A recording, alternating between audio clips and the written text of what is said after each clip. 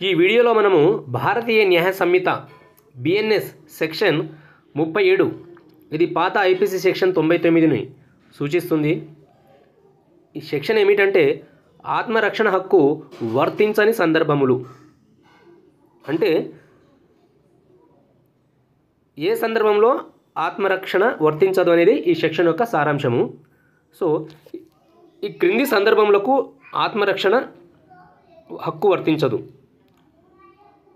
ఒకటి, ఒక ప్రభుత్వ ఉద్యోగి తన ఉద్యోగ విధి నిర్వహణ క్రమంలో సద్భావనతో చేపట్టే ఒక చర్య. 2, ఒక ప్రభుత్వ ఉద్యోగి యొక్క ఆదేశముల మేరకు అతని క్రింద ఉద్యోగి కానీ మరొక వ్యక్తి కానీ సద్భావనతో చేపట్టే చర్య. మరియు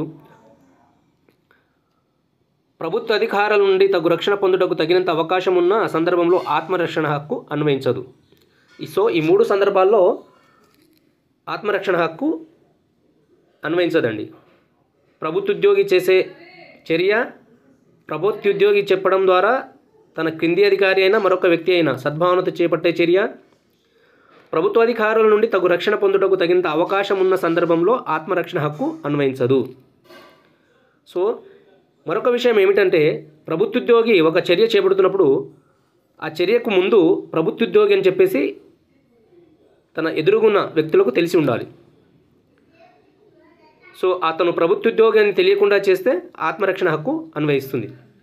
సో ఇక్కడ ఏంటంటే ఆత్మరక్షణ హక్కును వినియోగించడంపై గల పరిమితులను ఈ సెక్షన్ వివరిస్తుంది.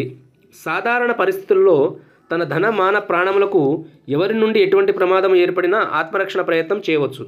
అయితే ప్రభుత్వ ఉద్యోగుల యొక్క చర్యల వలన ప్రమాదం ఏర్పడిన సందర్భంలో ఆ హక్కు పరిమితము చేయబడింది. అంటే ప్రభుత్వ ఉద్యోగుల యొక్క చర్యల వలన ప్రమాదం ఏర్పడిన సందర్భంలో సో ఆత్మరక్షణ హక్కు పరిమితము చేయబడినదని అర్థము. ప్రభుత్వ ఉద్యోగి చర్యల వలన అతి తీవ్రమైన ప్రమాదము, ప్రాణహాని కలిగినప్పుడు తిరగబడి ఆత్మరక్షణ చేసుకొనవచ్చు.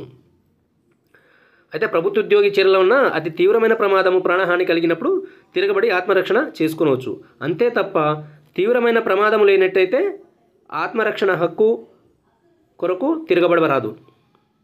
అంతేకాకుండా ప్రభుత్వ ఉద్యోగి చర్యల వలన ఆస్తిపాస్తులకు ఎంత తీవ్రమైన నష్టం కలిగినా ఆత్మరక్షణను పెట్టుకొని ప్రతిఘటించరాదని చెప్పేసే ఈ సెక్షన్ యొక్క సారాంశం. సో మరికొంత సమాచారం మీకు